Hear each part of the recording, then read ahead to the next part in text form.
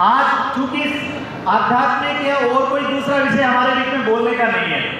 मैं वैसे राजनीतिक मंचों पर बहुत कम जाता हूँ और कम बोलता हूँ।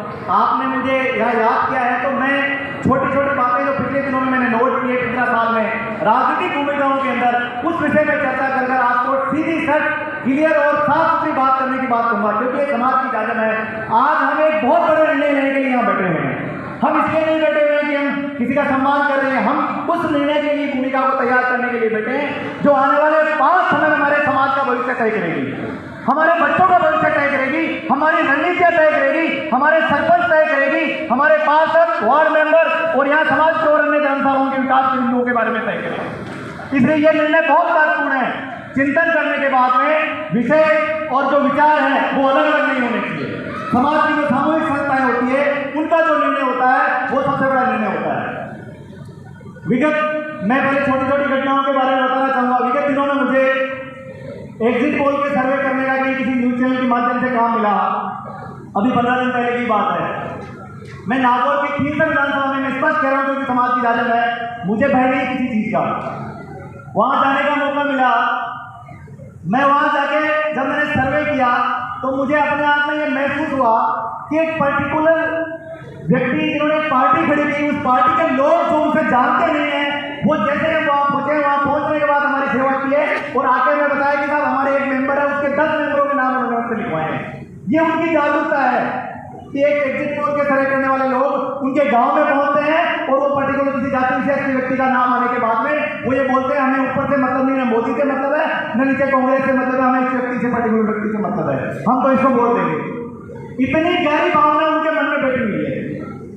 और जिस पार्टी को या जिन लोगों को जिस सत्ता को हस्तांतरित करने का या जिस राज को खड़ा करने का सबसे बड़ा काम राजपूतों ने किया है, आज विचारने बिंदु है कि हमारे जहाँ सीटें जनरल की है वो रिजर्व सीटों में तो हमें जाने का मौका नहीं मिला, लेकिन जनरल सीटों में हमारी उपेक्षा की जा रही है। ये कहीं नहीं इस पार्टी की कमी नहीं मानता हूँ, ये हम लोगों की कमी है।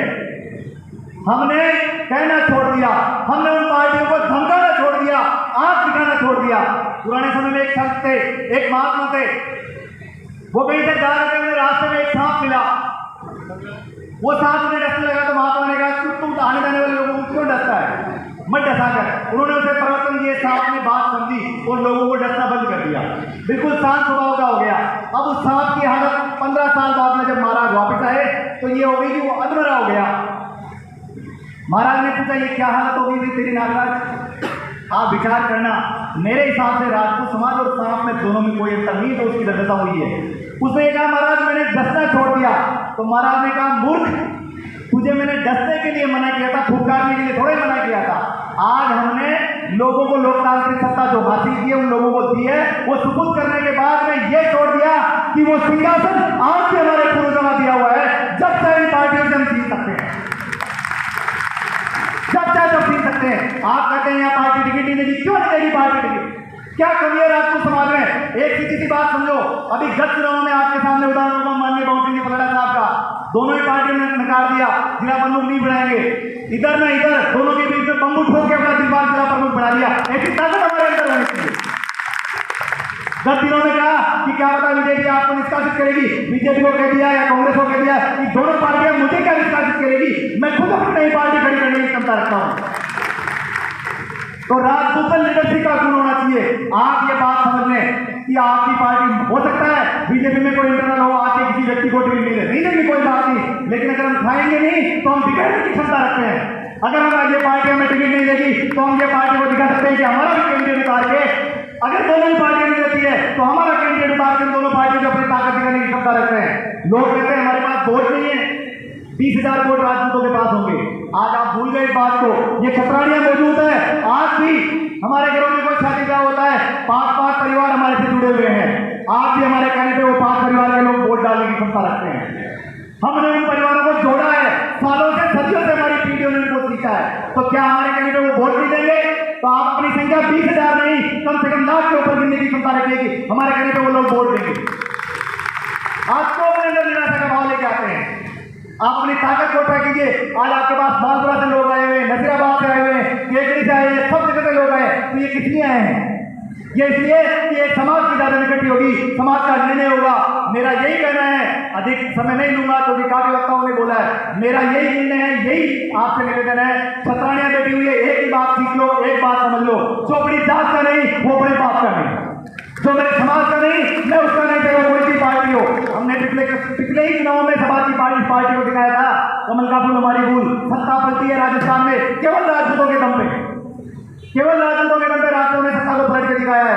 एक ही नारा दिया था, कमल का फूल हमारी भूल। और आज भी अगर उनको अकल नहीं आती है और हमारे लोगों की उपेक्षा रहती है तो दोनों ही पार्टियों को कहते ना कि ये दरवाजे, ये समाज की जागरण का दरवाजा उन दोनों ही पार्टियों के लिए बंद है। ये ऐलान करके यहाँ से निकलेंगे तो पार्टी अपने आप टिकट देगी। आपके यहाँ आएंगे, आज आपको बता दूं 90% पे दोनों ही पार्टियां अटकी हुई है। राजस्थान में निर्णायक मोड़ पे केवल और केवल दोनों पार्टियों की सत्ता में है तो वो केवल राजपूत वोट है।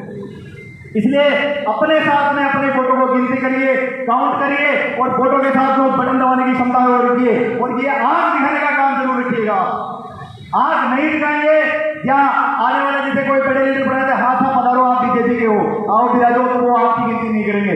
स्पष्ट रूप से एक ही शब्द, एक ही आवाज कि मेरे किसी भाई को अगर कोई भी टिकट मिलेगा, मेरे ऐसे मजबूत भाइयों को, कई भाई ऐसे भी होते हैं। गत चुनाव में नाथद्वारा में हमने एक भाई के लिए काम किया, 4 साल उस भाई के लिए जमीन स्तर पर मजबूती से काम किया। अंत में ऊपर लीडरशिप से ऑर्डर आया कि साहब आपको नहीं किसी और को टिकट देना है और आपको उनके साथ लगना है। उस भाई ने हम लोगों की 4 साल की मेहनत में पानी फेंक दिया और अंत में उस आदमी के साथ जाके लगे। हमारी मेहनत का क्या रिजल्ट निकला?